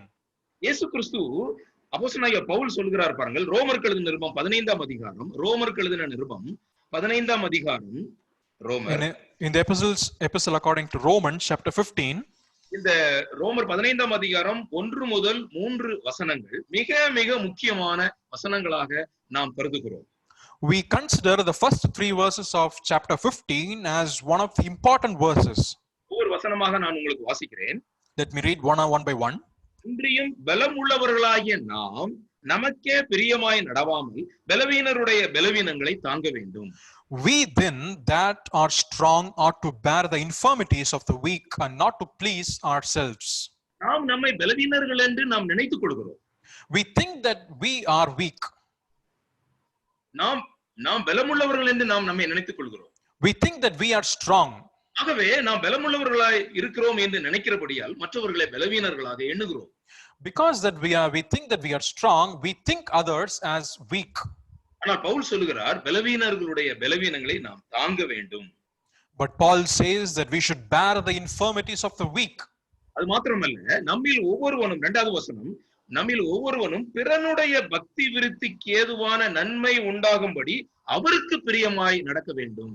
Not only that, in verse 2 Paul says that let every one of us please his neighbor for his good to edification. நாம் நம்முடைய வாழ்க்கையை ஆராய்ந்து பார்ப்போம். நாம் எத்தனை பேருக்கு பிரயோஜனமாக நடந்து கொள்கிறோம்? We should examine our lives about how many people have we been an edification. நம்முடைய சபையினுடைய பிள்ளைகளுக்காக நாம் ஜீவனையும் கொடுக்க தயாராக இருக்க வேண்டும். We should be ready to give our own lives for the brethren of our assemblies. ஏனென்றால் இந்த கொரோனா டைம்ல அநேகருடைய வீடுகளுக்கோ அல்லது அநேகருடைய காரியங்களுக்காக சந்திப்பதை யாருமே அங்கு விரும்பவில்லை. எல்லாருமே அதை தடுத்து விடுகிறார். Many times during this pandemic or corona time, many believers are hesitant to visit other brothers or other people's house in the assembly. அது ஒரு சுய பாதுகாப்பு தான், இல்லை என்று நான் சொல்லவில்லை. I'm not telling that it is true that it is a self protection. ஆனாலும் நாம் மற்றவர்களுடைய பிரயோஜனத்திற்காக நீங்கள் எந்த அளவுக்கு பாடுபடுகிறீர்கள்? But how much we are laboring for another man's benefit or edification. 1வது வசனம் என்ன வாசிக்கிறோம்? கிறிஸ்துவும் தமக்கே பிரியமாய் நடவாமல் உம்மை நிந்திக்கிறவருடைய நிந்தைகள் என்மேல் விழுந்தது என்று எழுதியிருக்கிறபடியே நடந்தார். In verse 3, for even Christ pleased not himself, but as it is written, the reproaches of them that reproached thee fell on me. கிறிஸ்து தமக்கே பிரியமாய் நடக்கிறது. Christ did not walk in pleasing according to himself. மற்றவர்களுக்காக நாம் பிரயாசப்பட வேண்டியவர்களாக இருக்கிறோம். So we should be laboring for others. அநேகருடைய ஆத்துமாக்களுக்காக பிரயாசப்பட வேண்டியவர்களாக இருக்கிறோம். We should be laboring for many souls. நிறைய தேவனுடைய மனிதர்களை குறித்து நான் சொல்ல முடியும். I can tell many men of God. எல்லாரும் பிரயாசத்தின் மத்தியில் கர்த்தருடைய ஊழியத்தை செய்திருக்கிறார்கள். They all of them have done the ministry of God in the midst of their trials. எல்லாரும் மிகுந்த பிரயாசத்தின் மத்தியில் கர்த்தருடைய ராஜ்யத்தை ஸ்தாபித்திருக்கிறார்கள். They have established the kingdom of God in the midst of many trials and labor. அது மாத்திரமல்ல, இன்னும் ஒரு வசனம் உங்களுக்கு வாசிக்கிறேன். எபிரேயர் 12:14 எபிரேயர் 12:14 Hebrews chapter 12 and verse 14. யாவரோடும் சமாதானமாய் இருக்கவும் பரிசுத்தமுள்ளவர்களாய் இருக்கவும் நாடுங்கள். Follow peace with all men and holiness, without which no man shall seek the Lord. யாவரோடும் சமாதானமாயும் இருக்க வேண்டும், யாவரோடும் பரிசுத்தமுள்ளவர்களாயும் இருக்க வேண்டும். Have peace with all men, not only that, have holiness with all men. நாம் எப்படி மற்றவர்களோடு கூட நாம் பரிசுத்தமுள்ளவர்களாய் இருக்க வேண்டும்? How can we be holiness with other men? நாம் அதை கொஞ்சம் சற்று சிந்தித்து பார்ப்போம். We should think this matter. நாம் எல்லா விதத்திலும் நம்முடைய நடக்கைகளிலும் பரிசுத்தமுள்ளவர்களாய் இருக்க வேண்டும். In all our walk we should be holy. மற்றவர்களோடு டீல் பண்ணும் பொழுது பரிசுத்தமுள்ளவர்களாய் நாம் டீல் பண்ண வேண்டும். We should deal when we deal with other brethren, we should deal with holiness. நம்முடைய கிறிஸ்தவ பண்பு சற்று உயர்ந்திருக்க வேண்டும். Our Christian virtue should be on a higher platform. சாத்தானுடைய தந்திரங்களில் ஒன்று என்னவென்றால், ரட்சிப்புக்கு பிரயாசம் தேவை, பரிசுத்தமாகுதலுக்கு பிரயாசம் தேவையில்லை. One of the important strategies of Satan is that when we wanted to get saved, we need some labor. But when we want to live holy, there is no amount of labor that is required. ஆனால் வேதம் சொல்லுகிறது ரட்சிப்புக்கு பிரயாசம் தேவையில்லை. But the Bible says that there is no labor or effort that is required for salvation. பரிசுத்தமாகுதலுக்கு நாம் கண்டிப்பாக நம்முடைய பொறுப்பை நிறைவேற்றியே ஆக வேண்டும். But we must fulfill the responsibility that is concerning our holiness. நியாயப்பிரமாணம் சொல்லுகிறது இவைகளை செய்கிறவன் இவைகளாலே பிழைப்பான். The commandment says that whosoever is fulfilling these things shall live by it. ஆனால் கிருபை சொல்லுகிறது நீ பிழைத்திருக்கிறாய் ஆகையால் இதை செய். But the grace tells to us that you are living, because that you are living, fulfill these things. அருமையான தேவனுடைய பிள்ளைகளே, நம்முடைய பிரயாசம் எப்படி இருக்கிறது? Oh my beloved people, how is our life? வேதம் சொல்லுகிறது நீதிமானுடைய பிரயாசம் ஜீவனை கொண்டு வரும். The Bible tells us that the effort or the labor of the righteous man gives life. எபேசு சபைக்கு ஆண்டவர் சொல்லும் பொழுது உன்னுடைய பிரயாசத்தை நான் அறிந்திருக்கிறேன். When God tells to the church at Ephesus, he tells that I know thy works. எபிரேயர் 6ஆம் அதிகாரம் 10ஆம் வசனத்துல தேவன் அநீதி உள்ளவர் அல்ல, உங்களுடைய பிரயாசத்தை மறந்து விடுகிறதற்கு தேவன் அநீதி உள்ளவர் அல்ல. In Hebrews chapter 6 and verse 10, he says that God is not unrighteous to forget all the labor and the effort that you have put in.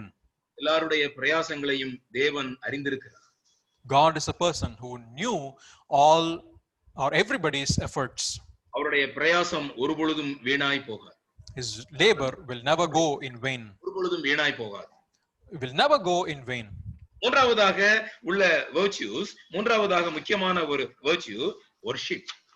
Third virtue is worship. ஆராதனை என்பது it is a part of our life. Worship is a part of our life. இது தேவனுடைய பிள்ளைகளுடைய வாழ்க்கையிலே அது இணைந்திருக்கக்கூடியதான ஒரு விஷயம். It is something that is imbibed into the Christian's life. இந்த பேண்டமிக் பீரியட்ல எத்தனை பேர் செல்ஃப் வர்ஷிப், அதாவது சுயமான ஆராதனை அல்லது ஃபேமிலி வர்ஷிப் எத்தனை பேர் செய்தார்கள் என்று நமக்கு தெரியாது. We do not know how many people have been involved in self worship or individual worship or the family worship during this pandemic time. ஆனால் இந்த ஆராதனையை தேவன் விரும்புகிறார். அது ஒரு பண்புகளில் ஒரு முக்கியமான ஒரு பண்பு என்பதை மறந்து போகும். So worship is something that God desires so much. So we should never forget that worship is one of the Christian virtues. உண்மையான ஆராதனை நம்மை எல்லாரை விட சற்று உயர்ந்திருக்க செய்கிறது. So true worship is something that makes us on a little higher platform than others. ஆராதனை என்பது உன்னதமான கனம் அல்லது உன்னதமான மேன்மையை ஆண்டவருக்கு செலுத்துவது. So worship is something that is attributing to God something that is great or about his worthiness. அவருடைய நாமத்துக்குரிய கனத்தை நாம் செலுத்த வேண்டும். We are giving the honor due unto his name. அவருடைய நாமத்துக்குரிய கனத்தை நாம் செலுத்தும் பொழுது இந்த ஆராதனை சற்று உயர்ந்து காணப்படுகிறதை நாம் பார்க்கிறோம். When we give the honor that is due unto his name, then this worship itself is on a higher platform. அதற்கு ஒரே ஒரு வசனம் மாத்திரம் நான் உங்களுக்கு சொல்லுகிறேன். ரோமருக்கு எழுதின நிருபம் 12ஆம் அதிகாரம் 1ஆம் 2ஆம் வசனம். Let me read for you one verse, that is Romans chapter 12 and verse 1 and 2. அங்கே என்ன வாசிக்கிறோம் என்றால் அது ஒரு புத்தியுள்ள ஆராதனை. It is a reasonable service. இந்த புத்தியுள்ள ஆராதனை என்பது நம்முடைய சரீரங்களை தேவனுக்கு பிரியமான பலியாகவும் காணிக்கையாகவும் ஒப்புக் கொடுக்க வேண்டியவர்களாகும். The reasonable service is something that we give our bodies in an acceptable and a holy manner. ஒரு பேசிக்கான ஒரு விஷயம்தான். It is a basic thing. ஆனால் தேவன் இந்த பண்பை நம்மிடத்திலே ஒரு வித்தியாசமான ஒரு பண்பாக எதிர்பார்க்கிறார். But God expects that this attribute or virtue in a different manner. மூன்று காரியங்களினாலே நாம் நம்மை சற்று உயர்ந்தவர்களாக நாம் இந்த ஆராதனையில் காண்பிக்க முடியும். So in three different aspects we can show ourselves in a different platform concerning worship. ஒன்று, நம்முடைய சுயம் சாக வேண்டும். Number one, our self must die. நம்முடைய சுயம் கண்டிப்பாக ஆராதனையிலே சாக வேண்டும். In worship our self must surely die. ஆராதனை என்பது அந்த நேரத்தில் மாத்திரமல்ல, நம்முடைய ஆராதனை என்பது நம்முடைய ஜீவியம் என்று நான் உங்களுக்கு சொன்னேன். Worship is not only during that particular time, but our whole life is worship. நம்முடைய சுயம் சாக வேண்டும். Our self must die. நாதாபும் அங்கு அந்நிய அக்கினியை கொண்டு வந்தது நம்ம எல்லாருக்கும் நினைவில் இருக்கிறது. All of us remember about the Nadab and Abihu who had brought the strange fire in the presence of God. நம்முடைய சுய சிந்தை அல்லது நம்முடைய சுய விருப்பம் ஆராதனையிலே கண்டிப்பாக அது முற்றிலுமாக ஜீரோவாக எண்ணப்பட வேண்டும். So all our self desire and self motive should be made zero or nullified before the presence of God. இரண்டாவது, ஆராதனையிலே நம்முடைய கர்த்தராகிய இயேசு கிறிஸ்துவை நாம் உயர்த்தி காண்பிக்கிறோம்.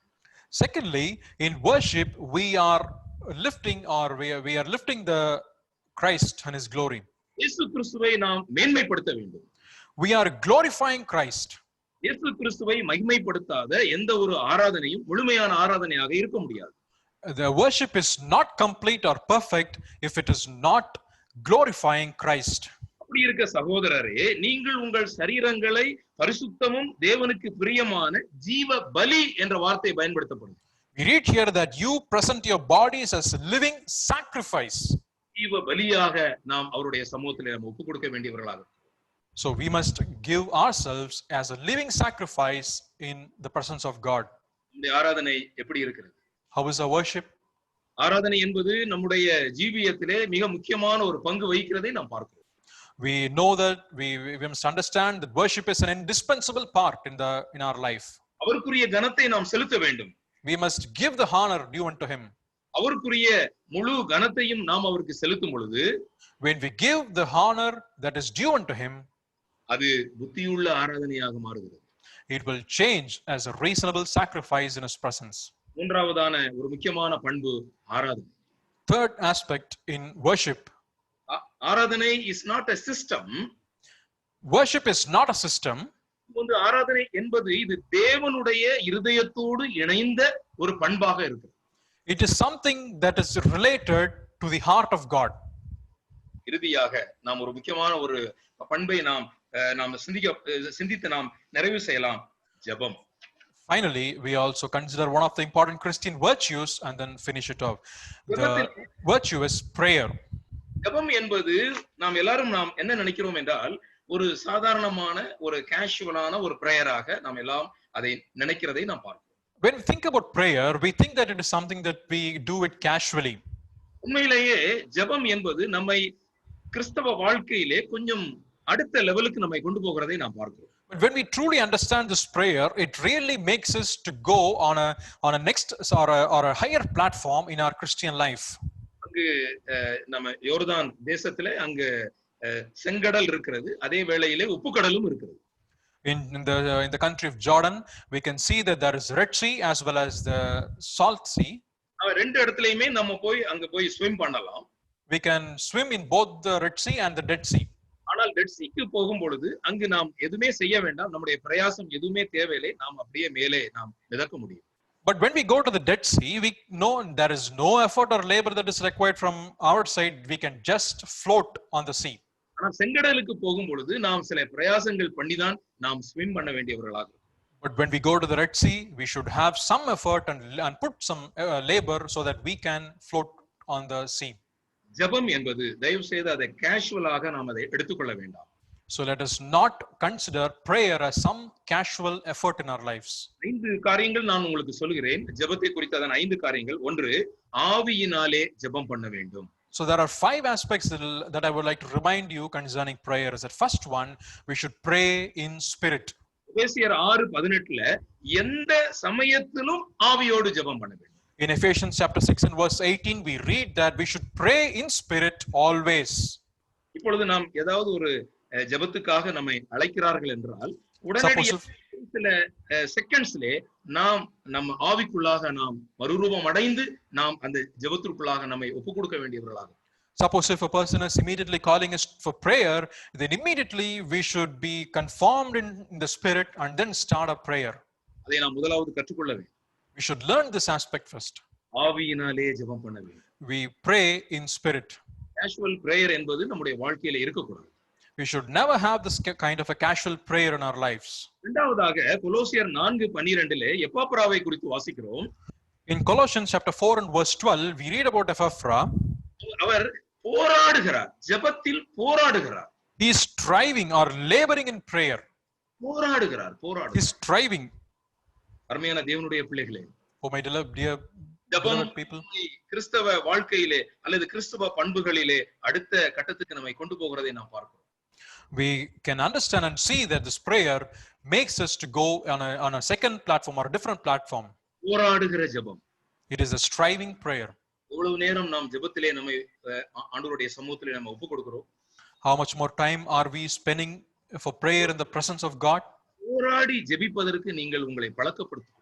You should practice your life, or make it a habit in your life that you should strive in prayer. கண்டிப்பாக உங்களுடைய எல்லா குணங்களும் கண்டிப்பாக மாறும். Surely all your virtues will get changed. ஒரு திவ்ய சுபாவம் நம்முடைய வாழ்க்கையில ஏற்படும். A divine virtue will get into your lives. மூன்றாவதாக யாக்கோபு 5:16 நீதிமான் செய்யும் ஊக்கமான ஜெபம். In James chapter 5 and verse 16, ஊக்கமான ஜெபம். an earnest prayer or a fervent prayer that the righteous man does. நீதிமான் செய்கிறதான ஊக்கமான ஜெபம் என்று அங்கு வாசிக்கிறோம். மூன்றாவது We read about the effectual and the fervent prayer that the righteous man does. நான்காவதாக ஆண்டவராய் இருக்கிற இயேசு கிறிஸ்து பூமியில் இருந்த பொழுது எபிரேயர் 5:7 வாசிக்கிறோம், அவர் மாம்சத்தில் இருந்த நாட்களில் பலத்த சத்தத்தோடும் கண்ணீரோடும் விண்ணப்பம் பண்ணினார். And next is that Hebrews chapter 5 and verse 7, uncle. Yes, 7. In verse 5 and 7, he was heard. He was when he offered up the prayers and supplications with strong crying and tears. That he was heard with strong crying and tears. பலத்த சத்தத்தோடும் கண்ணீரோடும் விண்ணப்பம் பண்ண வேண்டியவர்களாக. We should pray with strong crying and tears.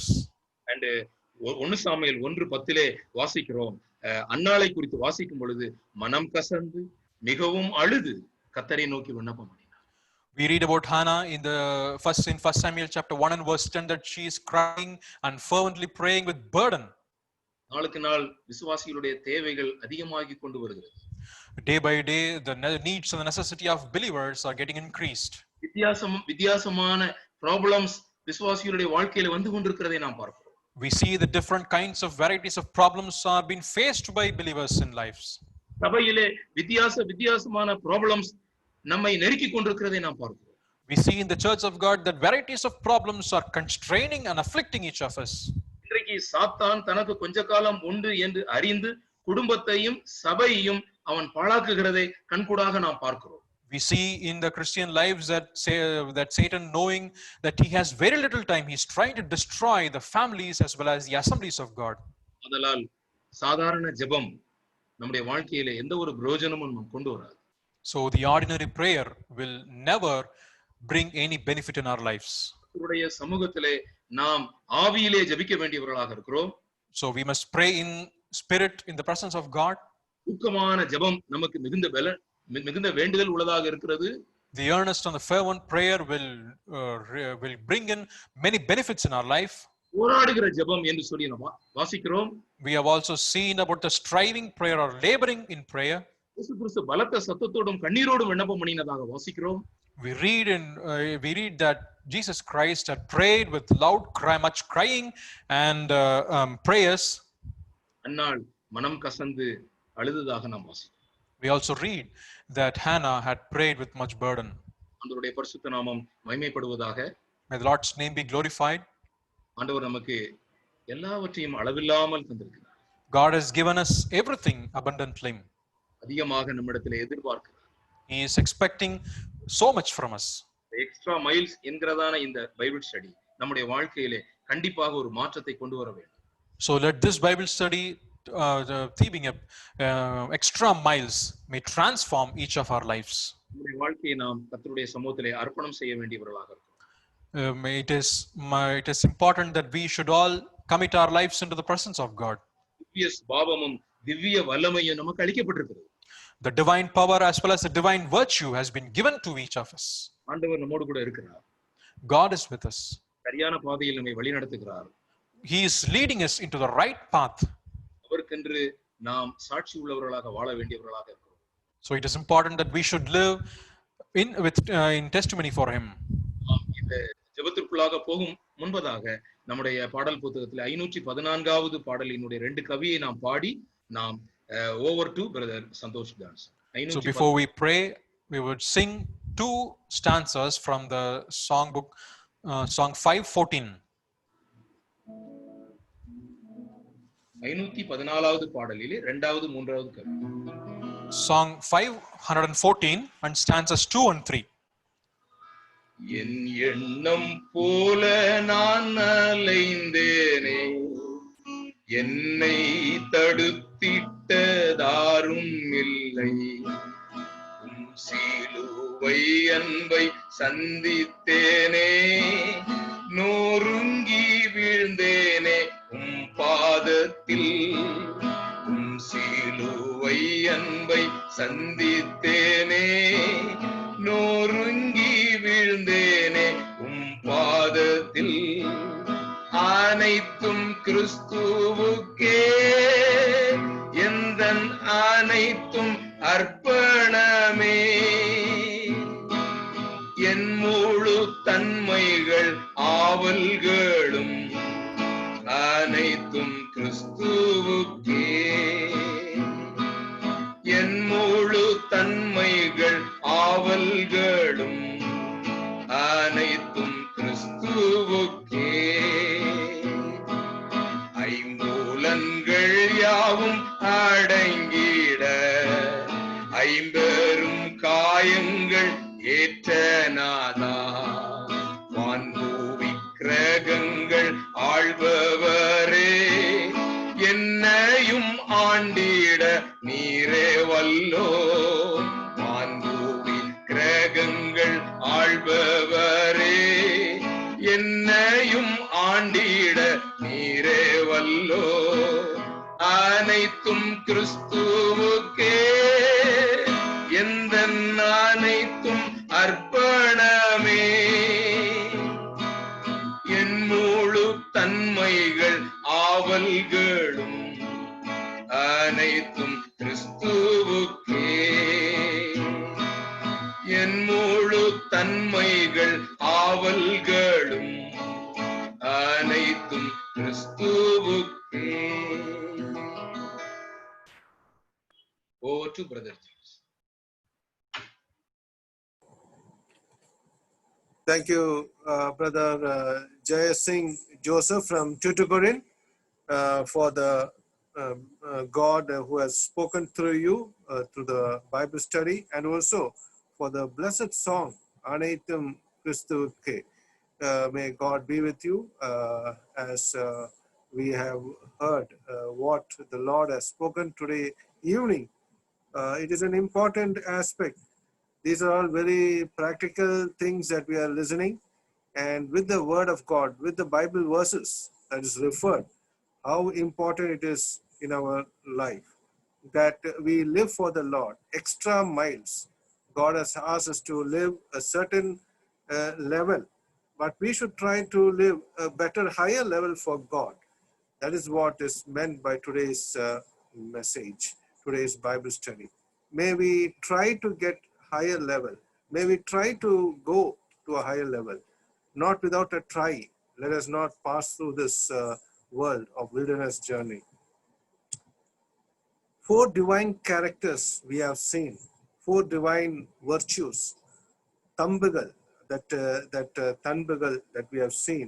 First is mercy, and with that we have seen how we have to exhibit.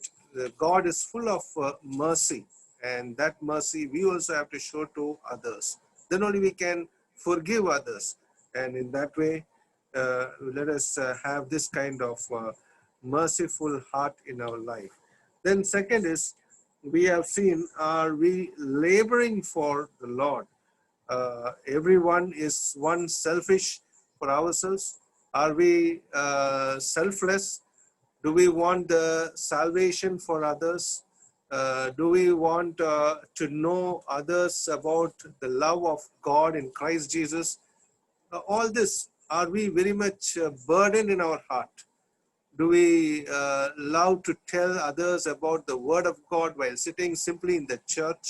Or are we just talking casually about someone else and slandering and using our tongue for various other reasons? We have to see what we are doing every day in our church, in our home, in our personal life. We have to be very careful that we don't waste our time, because time is very precious. I always tell this verse, Ephesians chapter 5, verse 16. Redeem your time, for the days are evil. Definitely the days are evil. The time is very small. The Satan knows that the time is very small, and he wants to destroy everything. even the family, the church, and the individual. So let us take it into consideration. Next, the third is worship. It is life itself is worship. That is what one sentence he has told us. And let us not think worship is something methodology, a systematic way of doing things like other denominations do. A tradition. It is not a tradition. It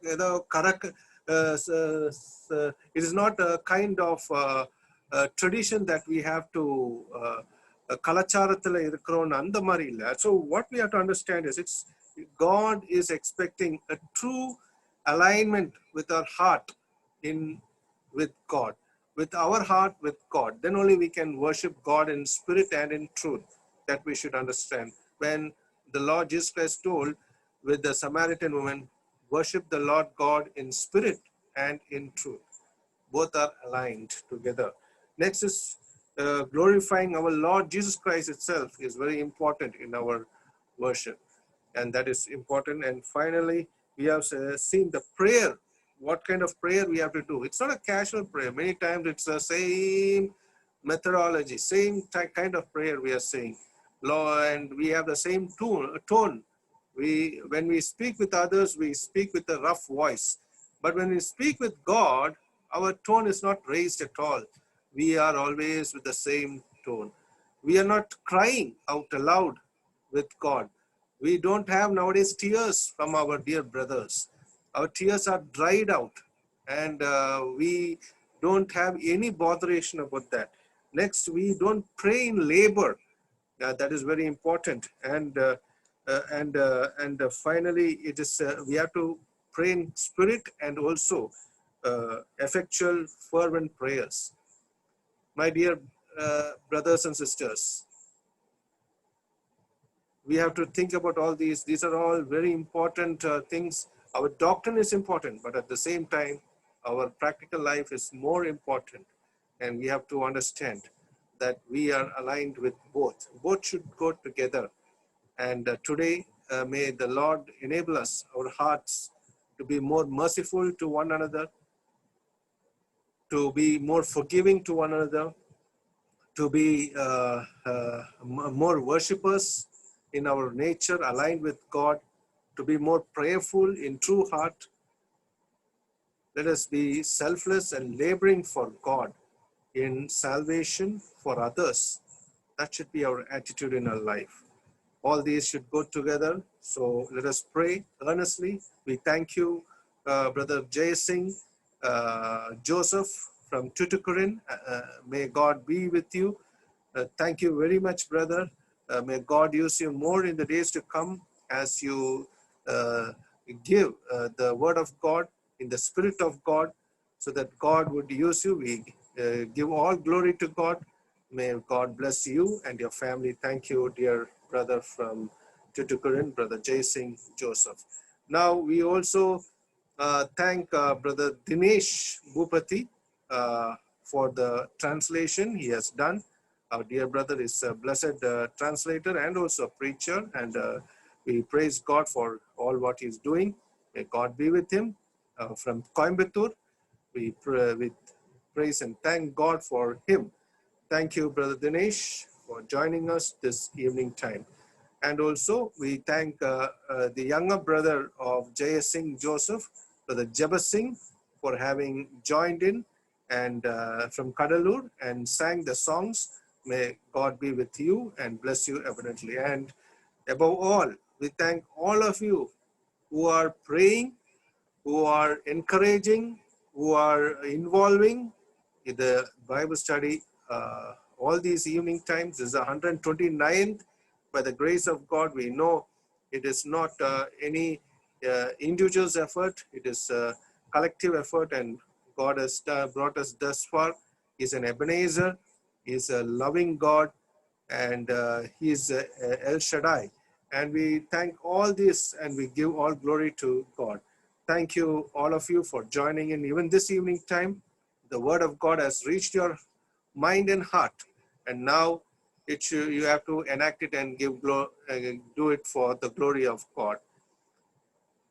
Now for the closing prayer, I request our senior uncle, Raja Singh Simon, is elderly uncle from Tinalveli.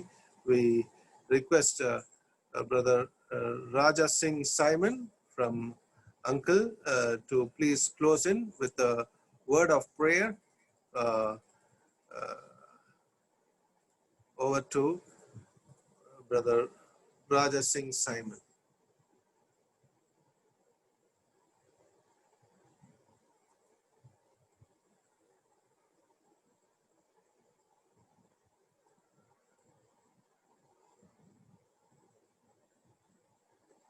I request dear brother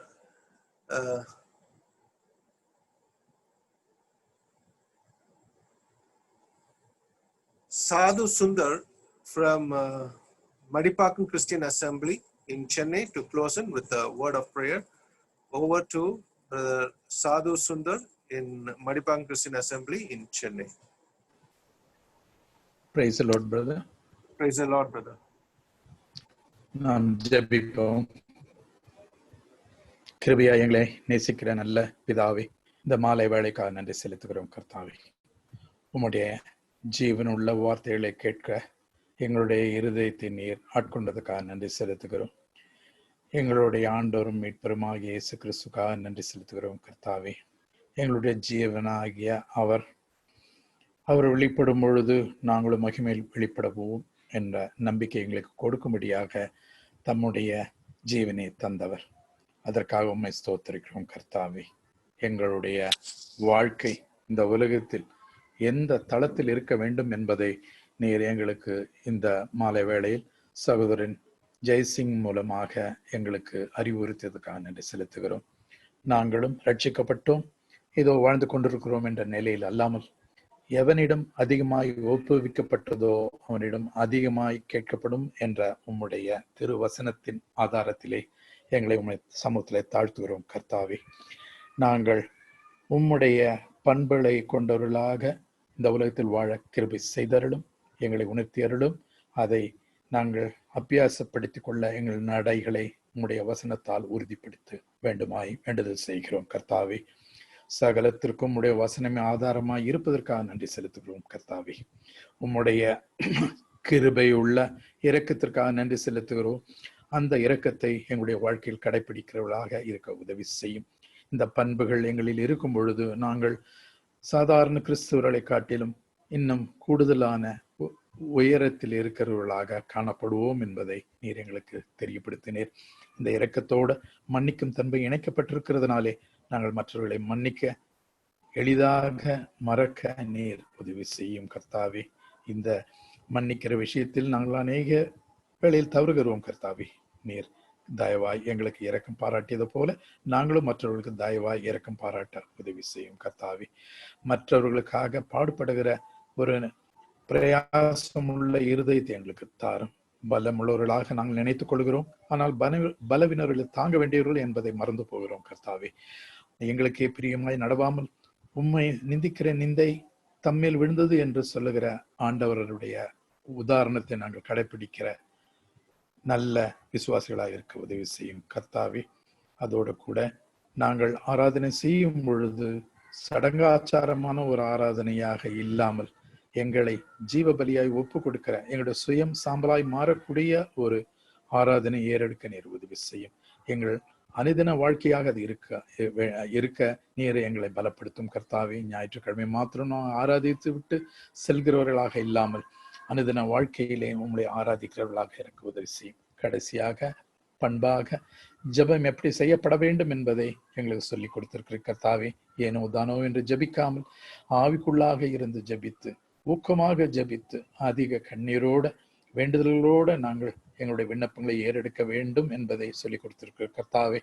மற்றவர்களுக்காக நாங்கள் பிரயாசப்படும் பொழுது எங்களுடைய இருதயம் இவ்விதமாக எண்ணங்களினாலும் பண்புகளினால் நிரப்பப்பட நீர் உதவி செய்யும். உம்முடைய வசனத்தை கேட்டு நாங்கள் இந்த நாளை பிரயோஜனப்படுத்திக் கொள்ள உதவி செய்யும். சகோதரர் குறிப்பிட்டது போல காலம் குறுகினதாய் இருக்கிறதுனாலே நாங்கள் நேரத்தை ஆதாயப்படுத்திக் கொள்ள வேண்டுகளாய் இருக்கிறோம் கர்த்தாவே. உம்முடைய ஜீவ வசனம் எங்களுக்குள்ளே கிரியை செய்யும்படியாக நாங்கள் வேண்டுதல் செய்கிறோம் கர்த்தாவே. வாழ்ந்து ஜீவிக்க, வாழ்ந்து உதாரணமாக இருக்க கிருபை செய்தருளும். இந்த நாளில் இந்த 129ஆம் கூட்டத்தை நீர் எங்களுக்கு ஆயத்தப்படுத்தி கொடுத்ததுக்காக நன்றி செலுத்துகிறோம். அதற்காக பலப்படுத்திய சகோதரன் சந்தோஷ் ஜான்சனுக்காக, கோடம்பாக்கம் சகோதர சபைக்காக, GLM புக் ஷாப் மினிஸ்ட்ரிக்காக நன்றி செலுத்துகிறோம். இவருடைய பிரயாசத்தில் உம்முடைய கிருபை பூரணமாக அதனாலே மற்றவர்கள் பிரயோஜனப்பட தொடர்ந்து நீர் காத்து வழி நடத்த வேண்டுமான வேண்டுதல் செய்கிறோம் கர்த்தாவே. பாடல்களால் உண்மை மகிமைப்படுத்தி அருமை சகோதரனுக்காக நன்றி செலுத்துகிறோம். இந்த தாளந்துகளை நீர் கொடுத்தது உண்மை மகிமைப்படுத்த என்பதை அவர் தம்முடைய வாழ்க்கையில காண்பிப்பதற்காக நன்றி செலுத்துகிறோம். தொடர்ந்து அவரை பாதுகாத்து வழி நடத்தி உண்மை நீர் உயர்த்தி கொள்ள வேண்டுமா வேண்டுதல் செய்கிறோம். மொழிபெயர்ப்பாளரான தினேஷ் பூபதிக்காக நன்றி செலுத்துகிறோம். அருமையான வார்த்தைகளை கொண்டு எங்கள் மனதிலே தெள்ள தெளிவாக புரிய வைக்கக்கூடிய பிரசங்கத்தை கொடுத்ததுக்காக நன்றி செலுத்துகிறோம் கர்த்தாவே. அவர் டிரான்ஸ்லேட்டர் மாத்திரம் அல்லாமல் அவரும் ஒரு பிரசங்கியா இருக்கிறார் என்பதை நாங்கள் கேள்விப்பட்டு ஸ்தோத்திரிக்கிறோம் கர்த்தாவே. இந்த இளவு வயதில் இவ்விதமாக உம்முடைய ஊழியத்திலே இவர்கள் எல்லாம் மென்மேலும் பரிமளிப்பதற்காக நன்றி செலுத்துகிறோம். அதற்காக நீர் ஆயத்தப்படுத்துகிறதுக்காக நன்றி செலுத்துகிறோம். பலப்படுத்துவதற்காக நன்றி செலுத்துகிறோம். உம்முடைய ஆவியானவருடைய வசையை தொடர்ந்து எல்லோரோடும் இருக்க வேண்டியது செய்கிறோம். வந்திருக்கிற ஒவ்வொருக்காக நன்றி செலுத்துகிறோம்.